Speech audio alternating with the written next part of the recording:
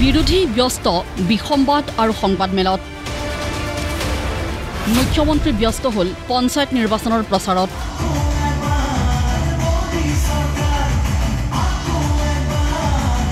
হিমন্ত বিশ্ব শৰ্মা চৰকাৰৰ এই 5 বছৰ নৃত্য নাটিকাহে পৰৱৰ্তী 5 বছৰত চলিব সিনেমা এয়া আমি কোৱা নাই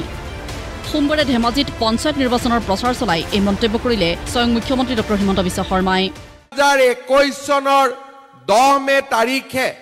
মই অসমৰ মুখ্যমন্ত্ৰীৰ দায়িত্ব লৈছিলো এই 10 মেত অসমৰ মুখ্যমন্ত্ৰী হিচাপে মোৰ 4টা বছৰ সম্পূৰ্ণ হ'ব আপোনালোকে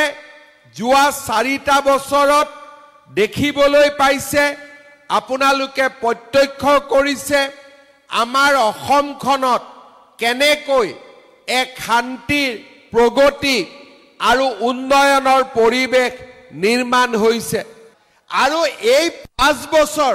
মইতো প্ৰথম মুখ্যমন্ত্ৰী হৈছো কথা বাতৰা ইমান ভালকৈ জানাই নাছিলো অহাবাৰ যেতিয়া চৰকাৰ হ'ব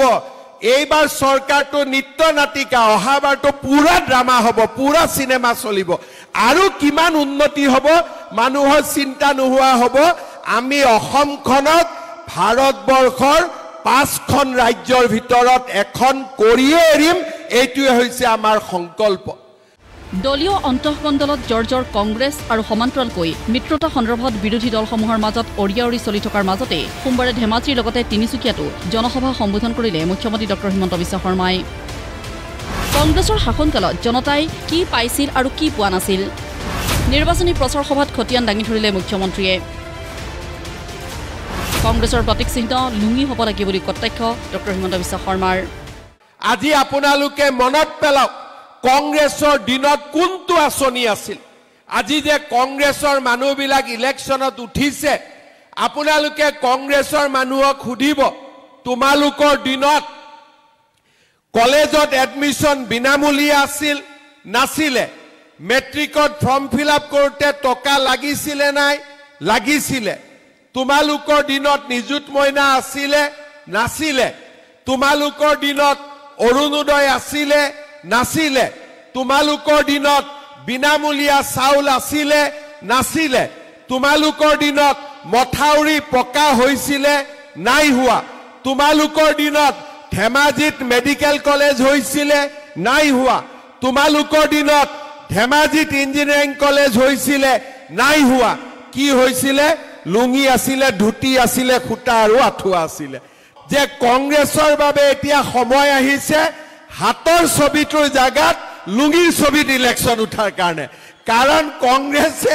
লুঙি ধুতি খুটা আৰু আঠুৱাৰ বাদে একো বুজি নাপায় অৰুণোদয়ৰ প্ৰসংগৰেও কংগ্ৰেছক বাক্যবান মুখ্যমন্ত্ৰী ডক্টৰ হিমন্ত বিশ্ব শৰ্মাৰ আজি কংগ্ৰেছক চাব কংগ্ৰেছে দেখিলেই তেওঁলোকৰ খং যে বিজেপিয়ে অৰুণোদয় কিয় দিছে আৰে বিজেপিয়ে অৰুণোদয় কিয় দিছে বিজেপিয়ে টকা খোৱা নাই নহয় দুখীয়া মানুহক অৰুণোদয়ৰ প্ৰয়োজন আছে কাৰণে আমি অৰুণোদয় দিছো অৰুণোদয় দৰকাৰ আছে না নাই আপোনালোকে কক আছে না নাই কালি যদি কংগ্ৰেছ চৰকাৰ আহিলে অৰুণোদয় বন্ধ কৰি দিয়ে বা মই যদি অৰুণোদয় বন্ধ কৰি দিও আপোনালোকে ভাল পাব নেকি ভাল পাব না বেয়া পাব ইভিএম নহয় পঞ্চায়ত নিৰ্বাচনত ব্যৱহৃত হ'ব বেলট পেপাৰ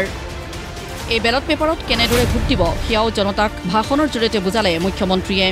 আমি খালি এইবাৰ মেচিন নহয় এইবাৰ কাগজত দিব লাগিব কাগজত দিবৰ কাৰণে বেলটত দিবৰ কাৰণে হাতীটোৰ মাজত মাৰিব পদুমৰ মাজত মাৰিব সাইডে সাইডে নামাৰিব নহলে কংগ্ৰেছে ক'ব এইটো আমাকো অলপ মৰম কৰে সেইকাৰণে আমাৰ ফালেও অলপ দিছে বুলি সেইকাৰণে আপোনালোকে 2-3 জনকটো নহব গতিকে কংগ্ৰেছ বিলাককটো ভোট দিলে বেয়াহে হ'ব সেইকাৰণে একদম হাতীটোৰ মাজতে ভোটটো দি দিব হ'ব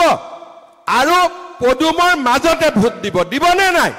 মুখ্যমন্ত্ৰীৰ ভাষণৰ সময়তে মঞ্চৰ তলত ওলাল এটা সাপ ওলোৱা ঘটনাক লৈ মুখ্যমন্ত্ৰীয়ে ক'লে এয়া নিৰ্বাচনত জয়ী হ'বলৈ মহাদেৱৰ আশীৰ্বাদ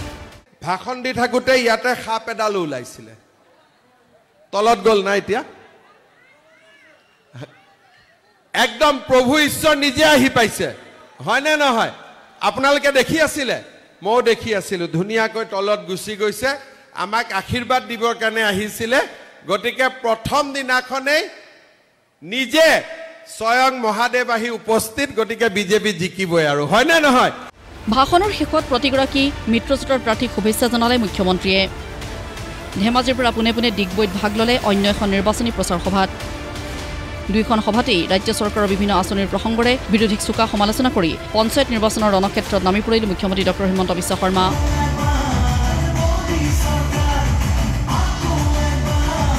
ব্যুৰো ৰিপৰ্ট প্ৰতিদিন টাইম